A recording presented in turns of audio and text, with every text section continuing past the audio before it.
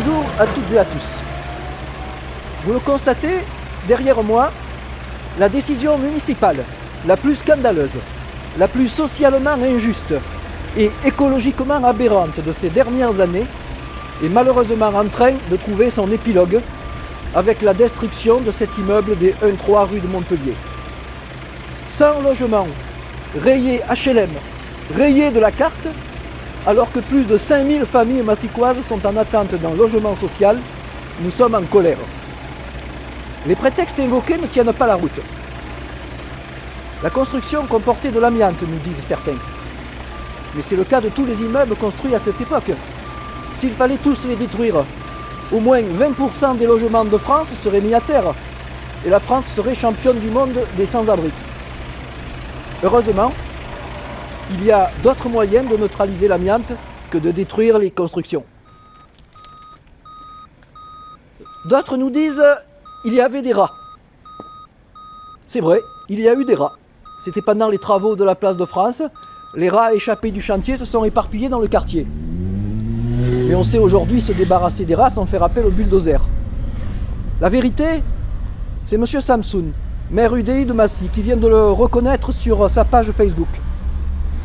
Cette destruction serait une étape vers le renouveau du quartier. Voilà qui en dit long sur l'idée que cette équipe municipale se fait du renouveau.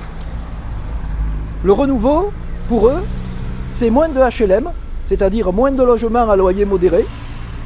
Les familles modestes sont priées d'aller voir ailleurs pour faire place à des logements de standing, faisant au passage disparaître une aire de jeu pour les enfants et les places de parking qui vont manquer aux habitants du quartier.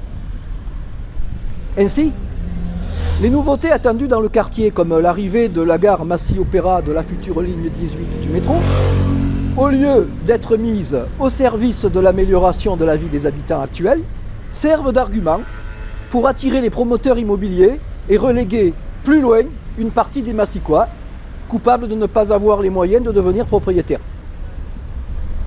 Alors à qui le tour ?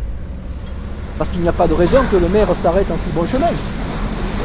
Il y a quelques années, son prédécesseur, M. Delahaye, lui aussi UDI, avait voulu faire la même chose avec les logements de la CEMIDEP. Le projet avait échoué, grâce aux élus communistes de la ville de Paris.